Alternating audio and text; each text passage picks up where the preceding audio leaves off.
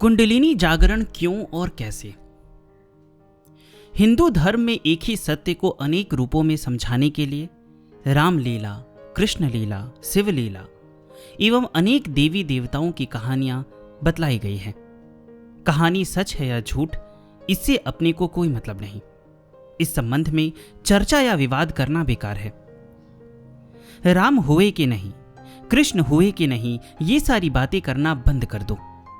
मगर हां, राम, कृष्ण और शिव की जो लीला है वह सच्ची है। सच पूछा जाए तो यह वैदिक धर्म का सारांश है। वेदों से लेकर के उपनिषद और पुराणों तक हमारे ऋषि मुनियों ने केवल एक बात कही है कि मन के पीछे एक और शक्ति है, उसके पीछे एक और शक्ति है और उसके पीछे भी एक और शक्ति है। जिस प्रकार विज्ञान में हम पदार्थ के पीछे तत्व को मानते हैं, तत्व के पीछे अणु को मानते हैं एवं अणु के पीछे परमाणु को मानते हैं, ठीक उसी प्रकार हमारे यहाँ शरीर, भावना, बुद्धि और अहंकार के भी परे कोई एक और शक्ति है। हमें केवल उसी को पाना है बस। उसके अतिरिक्त जो कुछ भी है वह इस जीवन का उद्देश्य नहीं है। तुम वेदांत पढ़ो, दर्शन पढ़ो, कुछ भी पढ़ो, तुम पत्थर पूजो, पार्थिव पूजो, मंदिर में जाओ, ना जाओ, व्रत करो, उपवास करो, धोती पहनो, जनेऊ पहनो, हमें उससे कोई मतलब नहीं। हमारा मतलब केवल एक को पाने से है। उसे पाया तो तुमने योग पा लिया, बाकी सब भोग है। संसार में आज तक उस तत्व को कोई बिरला ही पाया है, और जिन्होंने उसे पाया उन्होंने यह पता लगाया कि इस अव्यक्त सत्य को सब कोई पा सकते हैं अथवा नहीं। अरे भाई, साधु पा सकते हैं, ब्रह्मचारी पा सकते हैं, यह बात समझ में आती है। मगर संसार में उलझा हुआ आदमी, बाल बच्चों में उलझा आदमी, दुख सुख में उलझा हुआ आदमी, शादी ब्याह में उलझा आदमी उसे पा सकता है या नहीं, यही जानने का विषय है। उन्होंने इस पर काफी अनुसंधान किया और अंत में पाया कि इस सत्य को सभी पा सकते हैं, सभी इसका साक्षात्कार कर सकते हैं। जो प्रयास करेगा वह पहुंचेगा और जो खोजेगा वह पाएगा। मगर हां, जरा कठिन है उन लोगों के लिए जो संसार में उलझे हुए हैं, जो दुख सुख में उलझे हुए हैं, रुपए पैसे में उलझे हुए हैं, काम, क्रोध, लोभ और मोह में उलझे हुए हैं, उनको कठिनाई है। और जो यह सब छोड़ करके एकांत में बसते हैं, जंगल में बसते हैं, उनको भी कठिनाई है।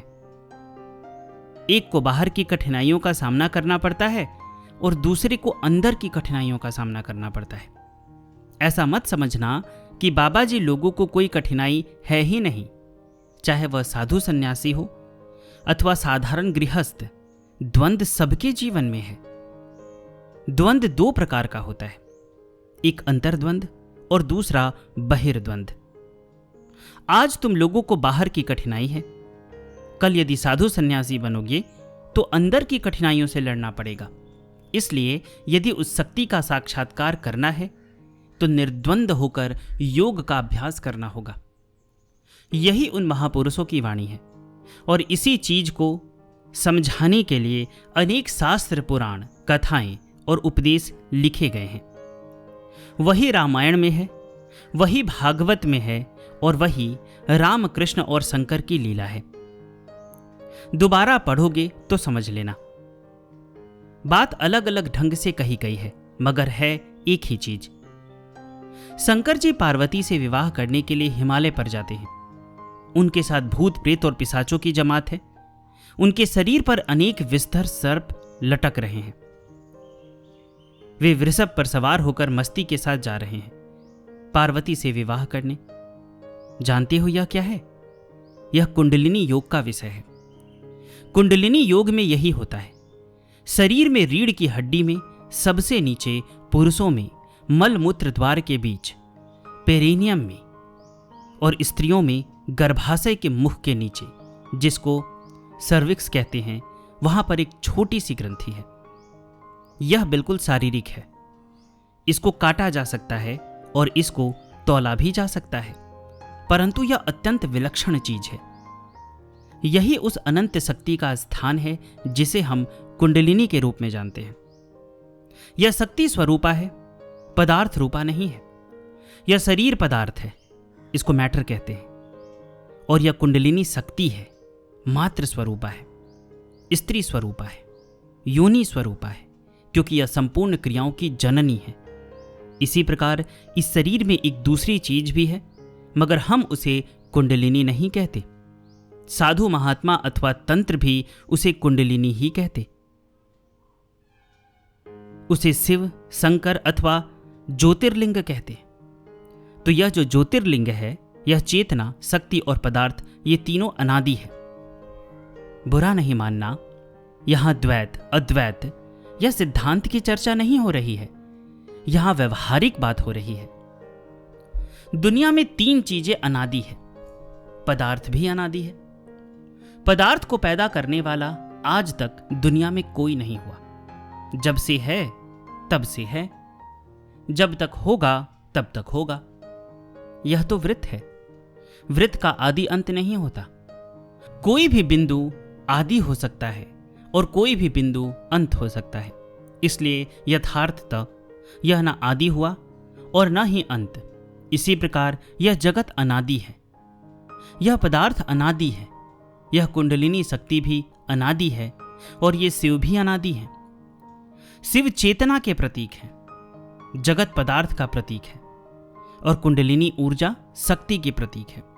ऊर्जा के अस्तित्व को मानना पड़ेगा। जैसे यह स्वीकार है, अगर इसमें ऊर्जा का प्रवाह नहीं होगा तो यह निरर्थक हो जाएगा। यह पदार्थ है, मगर पदार्थ बोल नहीं रहा है। यहां भी ऊर्जा पदार्थ के माध्यम से बोल रही है। पदार्थ के बिना ऊर्जा बोल नहीं सकती। शक्ति पदार्थ के बिना प्रकट नहीं हो सकती, और पदार्थ शक्ति के बिना सक्रिय नहीं हो सकता। आनंद लहरी में भगवान शंकराचार्य जी ने प्रथम श्लोक में ही लिखा है, शक्ति के बिना शिव चल नहीं सकता। इसलिए शक्ति को जगा करके सहस्रार में शिव के साथ मिलाना है, और वह धीरे धीरे जागती है। उसका एक रास्ता है। जागरण के पश्चात वह एक चक्र से दूसरे चक्र, दूसरे से तीसरे चक्र, तीसरे से चौथे चक्र, चौथे से पांचवें चक्र, पांचवें चक्र से छठे चक्र में आ जाती है। जिस प्रकार स्टेशन स्टेशन में रेलगाड़ी रुकती हुई जाती है, उसी प्रकार कुंडलिनी भी सभी चक्रों में रुकती हुई छठे चक्र के बाद सहस्रार में शिव के साथ मिल जाती है। इसी को योग कहते हैं। वैसे योग की अलग अलग परिभाषाएं हैं, मगर हम यहाँ योग और तंत्र की व्यवहारिक परिभाषा बता रहे हैं। जब शिव और शक्ति का मिलन होता है, ठीक उसी समय समाधि लगती है। गांजा पी करके समाधि नहीं लगती। जब तक शक्ति जगेगी नहीं और जब तक उसका शिव के साथ संयोग नहीं होगा, तब तक समाधि लग नहीं सकती, चाहे कितने भी उपाय क्यों ना कर लो। इस शक्ति को जागृत करने के लिए सबसे पहली चीज शक्ति को ठोकर मारनी होगी। योग में शक्ति को ठोकर मारने के जो उपाय हैं, उन्हें कहते हैं क्रियाएं। पहली क्रिया है मूल बंध, दूसरी क्रिया है बजरोली, तीसरी क्रिया है उड्डयन बंध, चौथी क्रिया है जालंधर बंध, पांचवी क्रिया है सांभवी मुद्रा, और छठी क्रिया है प्राण संचालन। इस प्रकार अनेक क्रियाएं हैं। हमारा मेरुदंड शक्ति को पहुंचाने का माध्यम है। यह तार क्या है? विद्युत शक्ति को पहुंचाने का माध्यम है। इसी प्रकार रीढ़ की हड्डी मात्र हड्डी नहीं है, यह संवेदनाओं को, स्फुरण को, विद्युत और शक्ति के प्रवाह को नीचे से नेगेटिव प्रेशर दे करके ऊपर की ओर ले जाने का रास्ता है। यहां सुषुम्ना नाम की एक नाड़ी है, उस छोटी सी ग्रंथि जिसमें कुंडलिनी सोई रहती है। वहां से यह सुषुम्ना चलती है और रीढ़ की हड्डी के मध्य भाग से होकर भ्रूमध्य के पीछे आज्ञा चक्र पर खत्म हो जाती है। बीच में इसके 4 विराम स्थान हैं। पहला स्टेशन है लिंग मूल के पीछे, जहां रीढ़ की हड्डी समाप्त होती है। दूसरा है नाभि के पीछे, तीसरा है हृदय के पीछे, और चौथा है कंठ के पीछे, जिनमें पहले स्टेशन का नाम है स्वादिष्ठान, दूसरे स्टेशन का नाम है मणिपुर, तीसरे स्टेशन का नाम है अनाहत और चौथे स्टेशन का नाम है विशुद्धि। ये 4 स्टेशन हैं। इनके मध्य से होकर सुषुम्ना नाड़ी गुजरती है। यह नाड़ी साधारण जीवों में, पशुओं में हमेशा सोई रहती है, परंतु जो मनुष्य साधना करते हैं, जिनके माता पिता योगियों का सत्संग करते हैं अथवा जिनके माता पिता उपवास, व्रत, नियम आदि का पालन करते हैं, उनमें यह बचपन से जागृत रहती है। जब तक सुषुम्ना जागृत नहीं होती तब तक कुंडलिनी को भी नहीं जगाना चाहिए। सड़क बनी नहीं और गाड़ी चला दी, कहां जाओगे बोलो? सुषुम्ना जब तक जागृत नहीं होगी तब तक भूलोक से लेकर के स्वर्ग तक का रास्ता ही नहीं बनता। ये 2 लोक हैं। सबसे नीचे का लोक भूलोक है, उसको कहते हैं मूलाधार चक्र, और जो सहस्रार चक्र है वह स्वर्ग लोक है। उन दोनों के बीच में एक रास्ता है, उसको कहते हैं देवयान। उसी से होकर के यह शक्ति जाती है। 2 पदार्थों के बीच परस्पर जब घर्षण होता है तब विद्युत शक्ति पैदा होती है। यह विद्युत शक्ति 2 प्रकार की होती है, एक भौतिक जिसे आप देखते हैं और दूसरी आध्यात्मिक जिसे इन आंखों से देखा नहीं जा सकता। देखो, बल्ब जल रहा है क्योंकि अभी विद्युत शक्ति चल रही है। इसके बंद होते ही बल्ब बुझ जाएगा और किसी को कुछ भी दिखाई नहीं देगा। इसी प्रकार जब अंदर की बिजली जल जाती है तो अंदर में रोशनी होने लगती है और तब आंख बंद करने के बाद सब कुछ दिखाई देने लगता है। यही अंतर ज्योति है। इसी को जगाना है और यही हमारा प्रयोजन है। अब इस शक्ति के जागरण के लिए क्या क्या करना है यह थोड़ा सा आप लोगों को बताता हूं, मगर कल सवेरे से शुरू नहीं कर देना। पहले गुरु खोजना और तब इस ओर प्रवृत्त होना। इसको जगाने की एक पद्धति है। इसमें सर्वप्रथम चक्रों को, फिर सुषुम्ना को और उसके पश्चात कुंडलिनी को जागृत किया जाता है। चक्र 6 होते हैं, मूलाधार, स्वादिष्ठान, मणिपुर, अनाहत, विशुद्धि और आज्ञा। इन 6 चक्रों को जगाए बिना काम नहीं चलता। वैसे बहुतों में ये जगे भी होते हैं और कई लोगों में साधना करते करते जगते हैं। कभी कभी तुमको ध्यान अथवा पूजा पाठ के अवसर पर कुछ अनुभव होता है, कुछ दिखाई देता है, कुछ रोशनी मिलती है, कुछ आवाज सुनाई देती है। ये सब चक्रों के जागने के लक्षण हैं। इन चक्रों को जगाने के लिए आसनों का अभ्यास नितांत आवश्यक है। बीमारी के लिए तो करो, फायदा होगा ही, मगर यह प्रयोजन नहीं है। आसनों के अभ्यास का मुख्य प्रयोजन है चक्रों का जागरण। भुजंगासन से मणिपुर चक्र जागता है, सर्वांगासन से विशुद्धि चक्र जागता है। इसी प्रकार और भी अनेक आसन हैं जिससे मूलाधार, स्वादिष्ठान, अनाहत और आज्ञा चक्र जागते हैं। एक बार हमारे मुंगेर में आश्रम में बिजली बंद हो गई। हमने कहा पूरे मुंगेर में बिजली है मगर हमारे यहां क्यों नहीं है? लाइनमैन को बुलाया गया। उसने कहा, स्वामी जी, वहां तार के कनेक्शन में कार्बन जम गया है। बिजली है मगर हमारे आश्रम में नहीं आई क्योंकि कनेक्शन में कार्बन जम गया था। तो हमने पूछा क्या करना चाहिए?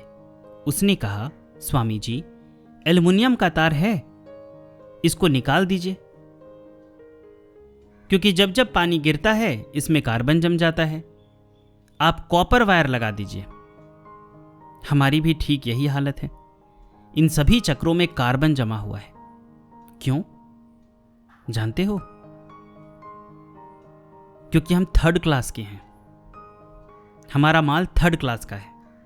हमारे निर्माता ठीक माल पैदा नहीं कर रहे हैं। ये जो माल पैदा कर रहे हैं ये सब निम्न क्वालिटी के माल है। देखो भाई, बुरा नहीं मानना, हम ठीक बोल रहे हैं। ये सारे निर्माता गलत माल बना रहे हैं। जिस प्रकार पानी गिरने पर एल्युमिनियम के तार में कार्बन जम जाता है, उसी प्रकार छोटी छोटी चिंताओं से हमारे चक्रों पर भी कार्बन जम जाता है।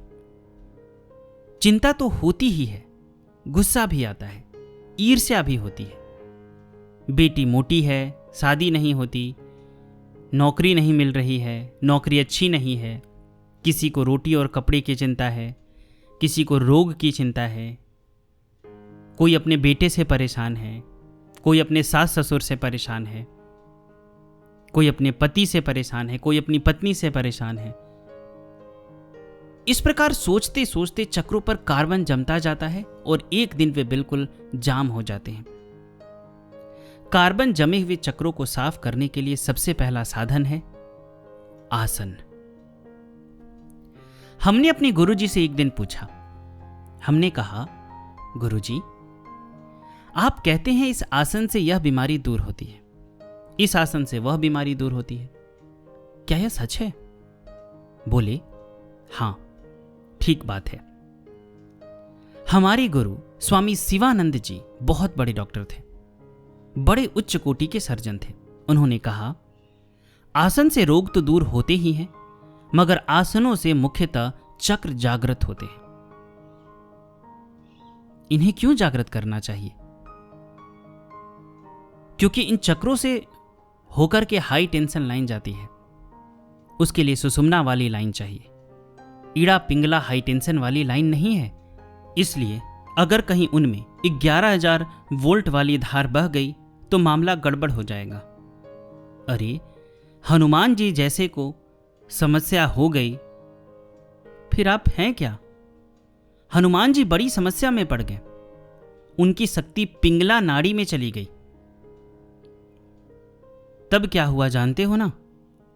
तब तीनों लोक भयो अंधियारो, तब तीनों लोकों में अंधकार छा गया।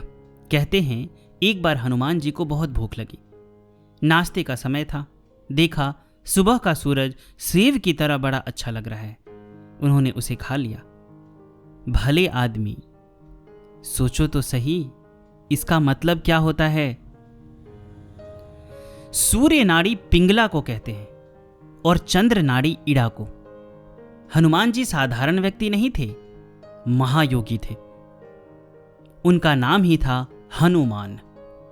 जो जालंधर बंध लगावे उसको कहते हैं हनुमान।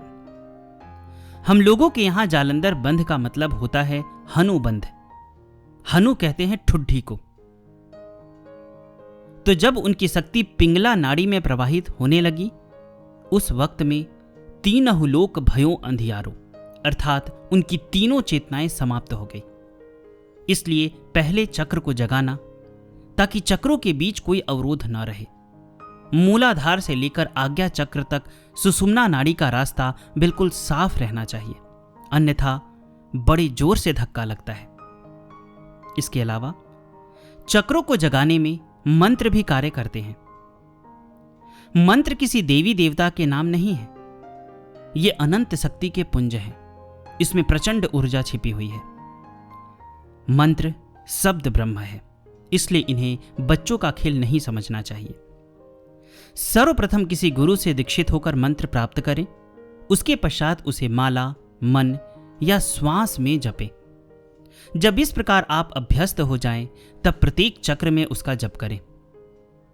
उदाहरण के लिए, मूलाधार में 100 बार, स्वादिष्ठान में 200 बार और मणिपुर में 300 बार, अनाहत में 400 बार, विशुद्धि में 500 बार और आज्ञा में 600 बार। इससे चक्रों का जागरण, परिशोधन एवं सुषुम्ना का मार्ग निर्मल होगा। अब सुषुम्ना के जागरण के लिए उपाय बताते हैं। प्राणायाम के अलावा सुषुम्ना को जगाने का और कोई अच्छा तरीका नहीं है। प्राणायाम सुषुम्ना को जगाने का बहुत ही सरल साधन है। प्राणायाम अर्थात श्वास प्रश्वास की गति का विच्छेदन। राजयोग सूत्र में महर्षि पतंजलि ने श्वास और प्रश्वास के बीच में जो विराम है, जो विच्छेद, उसको प्राणायाम कहा है। श्वास और प्रश्वास के बीच जो अंतर है, जब तक तुम उसको रोक सकते हो, वही प्राणायाम है। इसको कहते हैं कुंभक। इसके 3 तरीके हैं। श्वास रोको और मूल बंध लगाओ, यह हुआ पहला तरीका। दूसरा तरीका है जालंधर बंध के साथ कुंभक, और श्वास रोकने का तीसरा तरीका है फेफड़ों को बिल्कुल खाली कर उड्डयन बंध लगाना। ये 3 तरीके हैं। श्वास को अंदर रोको, बाहर रोको और 3 बंध लगाओ। इससे सुषुम्ना जागती है। एक संत ने लिखा है कि जब सुषुम्ना का जागरण होता है तब कमल की नाल में सूर्य का प्रकाश दिखाई देता है। रीढ़ की हड्डी को कमल की नाल कहते हैं। इसके अंदर सूर्य का प्रकाश उत्पन्न होता है। ध्यान की अवस्था में अथवा प्राणायाम करते हुए जब आपको रीढ़ की हड्डी में प्रकाश का अनुभव हो तब समझना सुषुम्ना जागृत हो रही है, और जब यह सुषुम्ना जागृत हो तब कुंडलिनी को जगाने के लिए प्रयत्न करना। कुंडलिनी जागरण कई प्रकार से होता है। किसी किसी में कुंडलिनी जन्म से जागी रहती है और ऐसे बच्चे आगे चलकर महान योगी बनते हैं। दूसरा, मंत्र से कुंडलिनी जागती है। तीसरा, तपस्या से कुंडलिनी जागती है। चौथा, क्रिया योग से कुंडलिनी जागती है। पांचवा, तंत्र शास्त्र में जो पंचमकार की साधनाएं हैं उनसे। छठा, औषधि से। सातवां, गुरु कृपा से। और आठवां, राजयोग के साधन से भी कुंडलिनी जागती है। अतः कुंडलिनी को जागृत करने के जितने भी उपाय हैं सबका अध्ययन और क्रमिक अभ्यास करो, तब जाकर के यह कुंडलिनी जागृत होगी। कुंडलिनी शक्ति के जागृत होने के बाद मनुष्य में सृजनात्मक शक्ति उत्पन्न होती है। उसी शक्ति को लोग भगवत शक्ति कहते हैं, जिसकी कृपा से बहरे भी सुन सकते हैं और गूंगे भी बोल सकते हैं। उसकी कृपा विलक्षण है, इसलिए प्रत्येक मनुष्य को निश्चित रूप से उसे जगाने का प्रयास करना चाहिए। मैं आपको यहां ये नहीं बता रहा हूं और ना ही बताऊंगा कि कुंडलिनी को कैसे जगाएं। मैं आपको सिर्फ इंफॉर्मेशन दूंगा। अगर आपके पास ज्ञान होगा और अगर आप प्रयत्न करेंगे तो किसी योग्य गुरु को अवश्य ढूंढ लेंगे, और इसमें अगर आप तपस्या करेंगे, प्रयास करेंगे, तो वो कुंडलिनी भी जाग जाएगी। अभी आप जो सुन रहे थे इसे लिखा है स्वामी सत्यानंद सरस्वती जी ने। इस ऑडियो बुक को मैं अपने ऑडियो बुक ग्रुप में शामिल कर रहा हूं।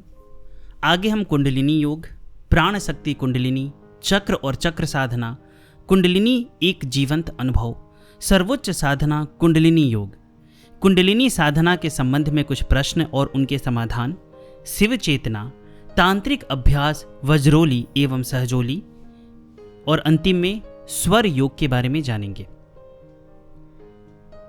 तो अगर आप इस ऑडियो बुक को सुनना चाहते हैं तो आप हमारे ऑडियो बुक ग्रुप को ज्वाइन कर सकते हैं। इसके अलावा वहाँ पे और भी ऑडियो बुक हैं, तो इसके लिए आपको 1 ईयर का एक सब्सक्रिप्शन लेना होगा, जो एक बहुत ही छोटी सी राशि है।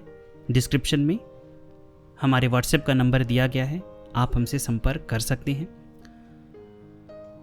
टेलीग्राम पे ये ग्रुप है, आपको वहाँ पे ऐड कर दिया जाएगा, तो आप ये सभी कुछ सुन सकते हैं। इससे पहले मैंने त्राटक पे भी कुछ ऑडियो बनाए हैं, क्रिया योग पे भी है, ज्ञानगंज से भी संबंधित कुछ ऑडियो वहाँ पे है। तो अगर आप चाहें तो आप हमारे ग्रुप को ज्वाइन कर सकते हैं। डिस्क्रिप्शन में जानकारी दी गई है।